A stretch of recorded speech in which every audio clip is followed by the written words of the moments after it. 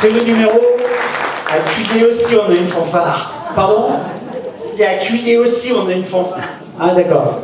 Messieurs, vous êtes une fanfare. Écoutez, hein. Alors, quel numéro vous m'annoncez, monsieur Gilles? 6. Numéro 6. Ah! Eh bien, écoutez, mesdames et messieurs, ce sont un petit peu les locaux de l'étape, puisqu'ils nous viennent de Cossé-le-Vivien. Ils sont venus en voisin. Ils s'appellent l'Appel des Planches, et ils vont nous interpréter.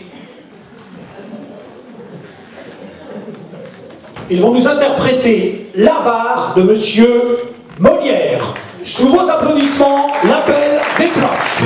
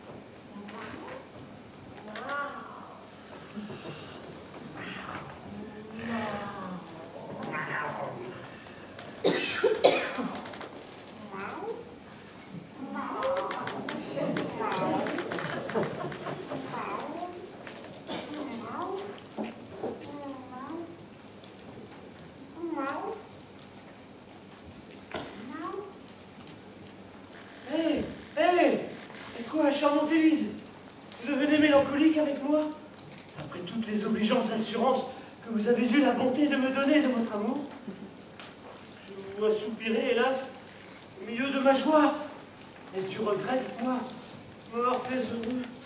Et vous repentez-vous de cette promesse de nous marier? Non, Valère. Je ne puis point me repentir de tout ce que je fais avec vous. Je m'y sens entraînée par une trop douce puissance. Mais à vous dire vrai, le succès me donne de l'inquiétude et je crains fort de ne vous aimer un peu plus que je ne devrais. Pouvez-vous craindre, Élise, dans les bontés que vous avez pour moi? Hélas, 100 choses à la fois. L'emportement d'un père, les reproches d'une famille, les censures du monde. Et pourquoi cette inquiétude? Je n'aurais rien à craindre si tous les mondes vous voyaient les yeux dont je vous vois. Je me souviens à toute heure de ce péril effrayant qui commença de nous offrir au regard l'un de l'autre. Cette générosité surprenante qui vous fit risquer votre vie pour dérober la mienne à la fureur des ondes. Ces soins pleins de tendresse que vous me fîtes éclater après m'avoir tiré de l'eau. Ah, les hommages assidus de cet ardent amour que ni le temps ni les difficultés m'ont rebuté et qui arrêtent autant en ces lieux. Et vous êtes réduit, pour me voir, à vous revêtir de l'emploi de domestique de mon père. Mais voyez comme je m'y prends. Et les adroites complaisances qu'il m'a fallu mettre en usage pour m'introduire à son service. Quel masque de sympathie et de rapport de sentiment je me déguise pour lui plaire.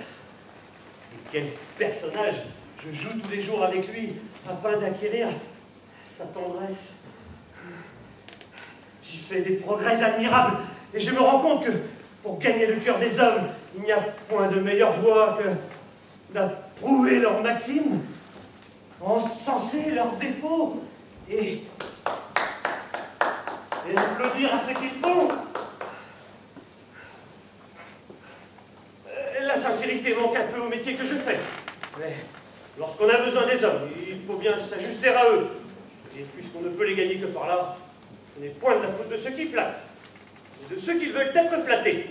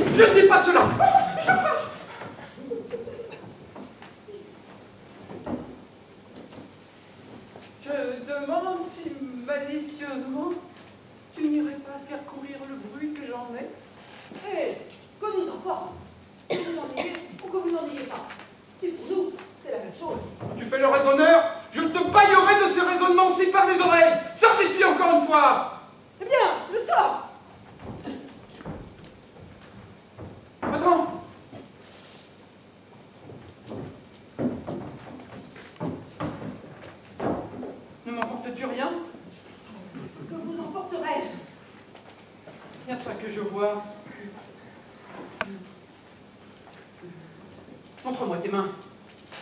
Et voilà. Les autres. Les autres? Oui. Les poids. Mais tu n'as rien mis ici dedans. Oui, vous-même. C'est ce que je veux faire. La peste soit de l'avarice et des avaricieux. Comment? Que dis-tu? Ce que je dis? Oui, que dis-tu d'avaricieux? Je dis que la peste soit de l'avarice et des avaricieux. De qui veux-tu parler? Des avaricieux. Mais qui sont-ils, ces avaricieux? Des vilains et des lames. Mais qu'est-ce que tu entends par là? De quoi vous mettez-vous en peine? Je me mets en peine de ce qu'il faut. Ce que vous croyez que je veux parler de vous? Je crois ce que je crois. M'empêcherez-vous de maudire les avaricieux? Je t'empêcherai de chercher et d'être insolente. Tais-toi. Je ne donne personne. Je te rosserai si tu parles. Qui se sont tant peu qu'elles se couchent. Mais tu te rates-tu?